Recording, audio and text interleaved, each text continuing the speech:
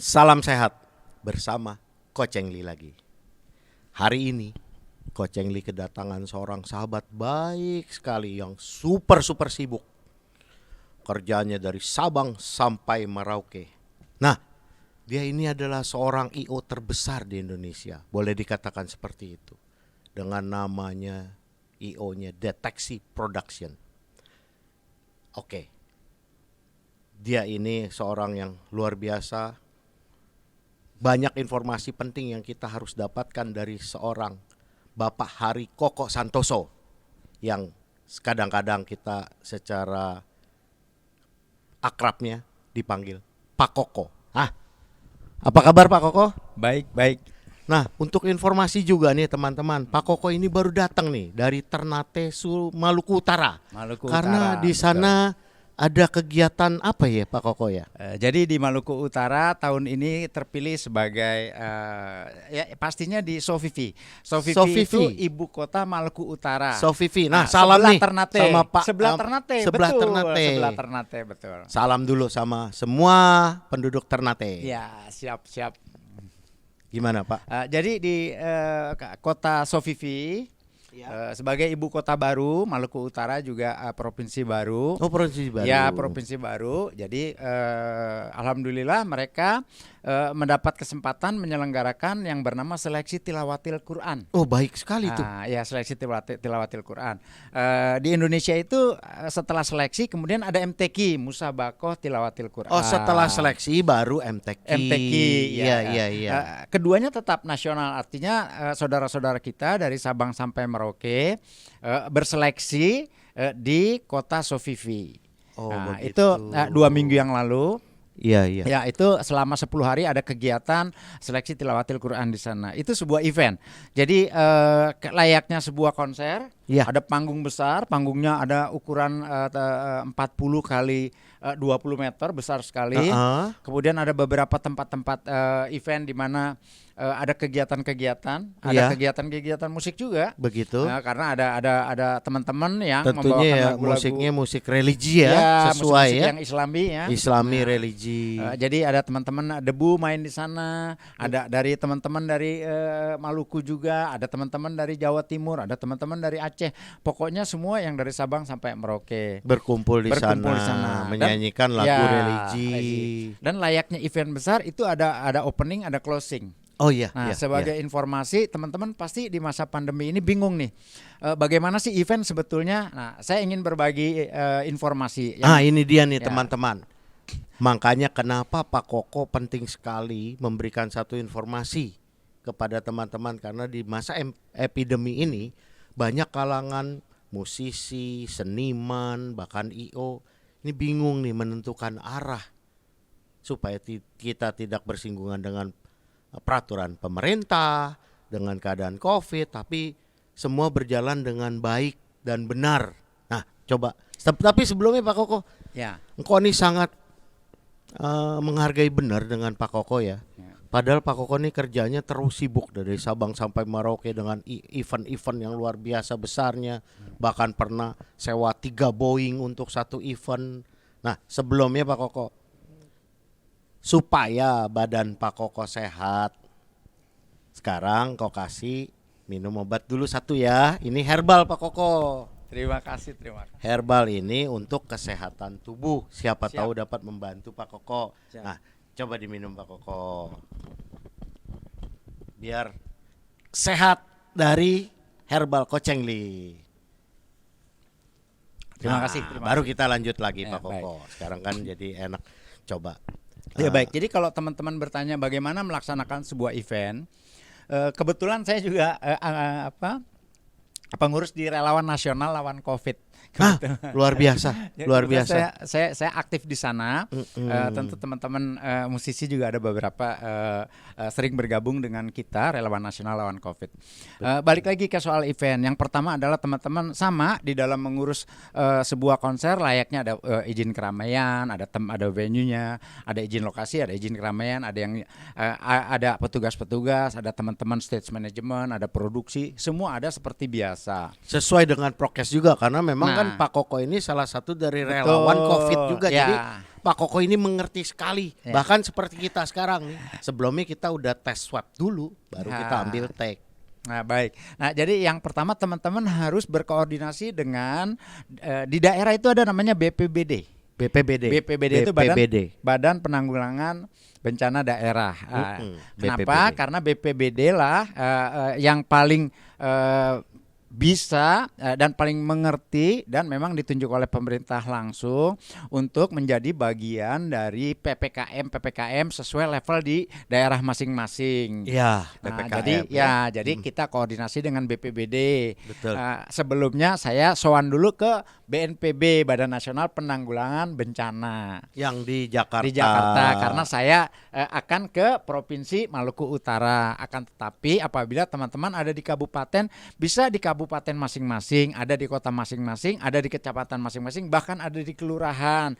Tergantung besar kecil eventnya. Betul. Jadi setelah dapat izin dari BPBD dan untuk keramaian itu dengan prokes apa yang ditentukan memenuhi syarat, baru kita lanjut untuk programnya ya. Betul. Jadi teman-teman seperti biasa saja, hanya memang karena pandemi harus ada juga seizin dari BPBD. Dan layaknya juga sebagai warga masyarakat setempat, tentu teman-teman kan juga harus sowan. Apalagi pada saat pandemi gini, teman-teman harus tahu levelnya level berapa nih, level 4, 3, 2 atau 1. Nah, kemarin di Maluku Utara kebetulan levelnya 2. Kemudian nggak lama kemudian malah 1. Jadi lebih aman lagi ya. Nah, itu yang bisa saya sampaikan. Dan yang paling penting ada satu hal sebenarnya. Saat ini Indonesia sekarang semua bicara mengenai pariwisata.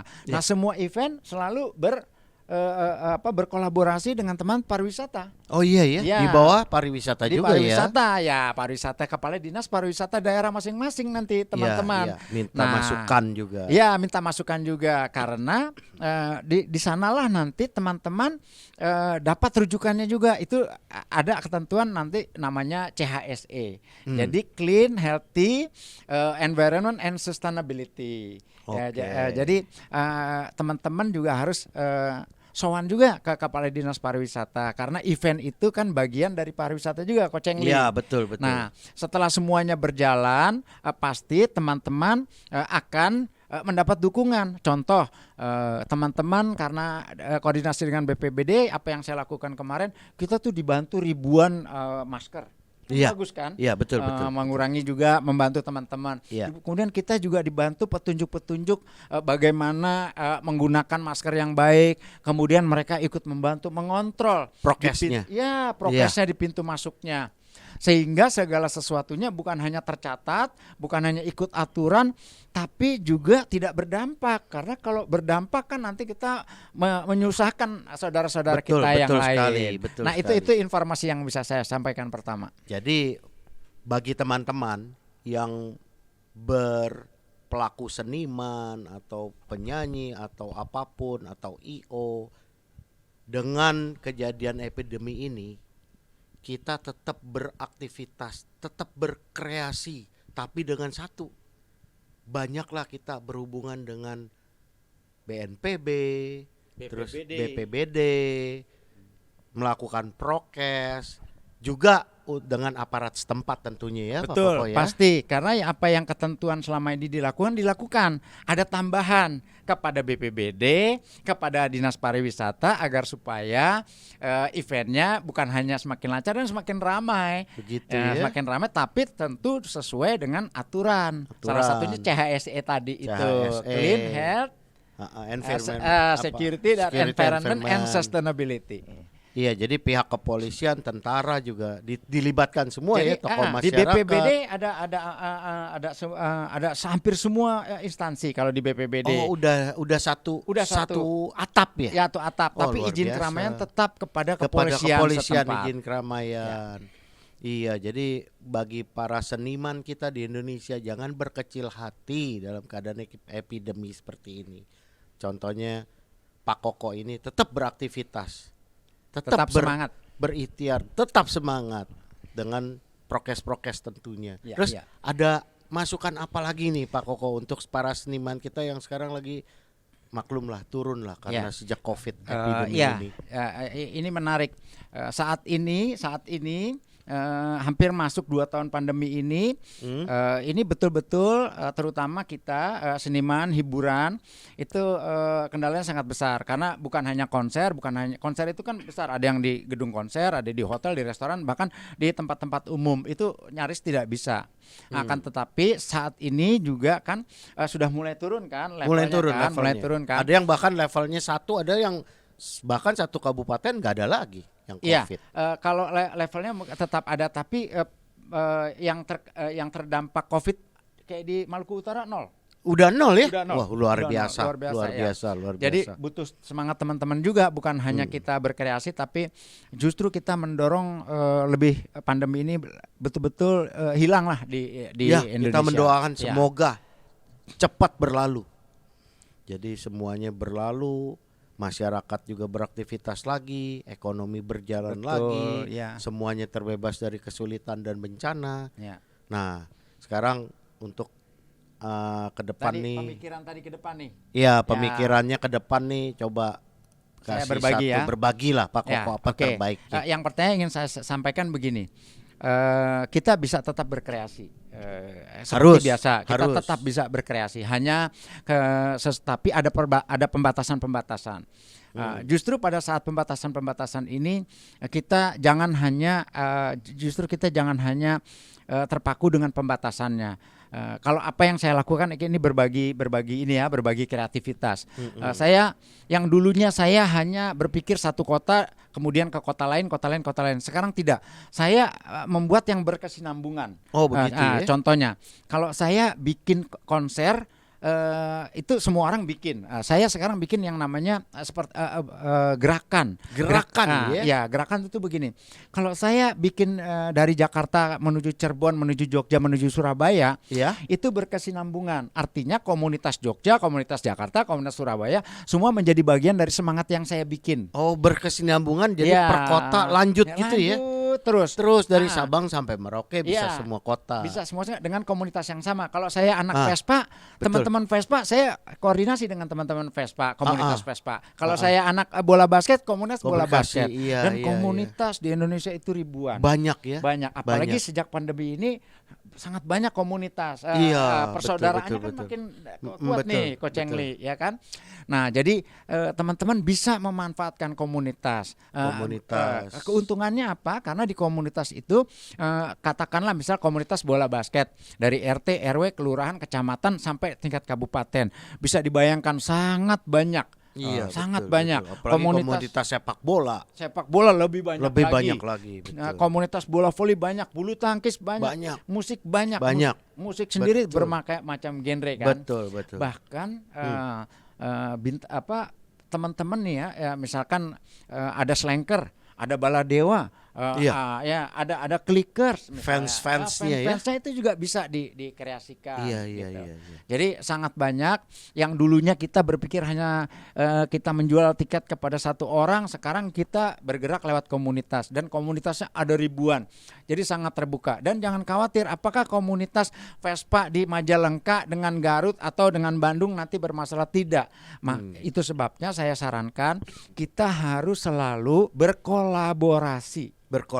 Saatnya kita berkolaborasi saat ini. Nah, yang seperti inilah petunjuk sama wejangan yang sangat luar biasa dari Pak Koko. Ini dia bukan hanya ngomong, ini dia sudah lakukan. Nah, yang Ko Cheng Li mau tanya, apa nih setelah deteksi production ini melakukan di Ternate, Sumatera Utara, Maluku Utara, habis ini apa kegiatannya nih, Pak Koko? Saat ini saya bersama teman-teman kayak di Maluku Utara deteksi juga berkolaborasi. Saya hari ini tanggal 23 nanti kita berkolaborasi dengan teman-teman di Kalimantan Selatan. Jadi kita mengajak teman-teman komunitas Kalimantan Selatan untuk bangkit dari masalah pandemi ini. Contohnya begini, kita bikin semangat. Betul, harus semangat. Kita harus semangat. Event saya beri nama The Spirit of Borneo Music Festival. Jadi semangat musik Borneo menjadi sebuah festival. Nah, di Kalimantan Selatan itu terkenal dengan apa? Dengan provinsi 1000 sungai. 1000 sungai, Makanya, Samarinda kotanya ya. Enggak, kalau Kalimantan Selatan itu Banjarmasin. Oh, Banjarmasin ya, ya, Banjarmasin.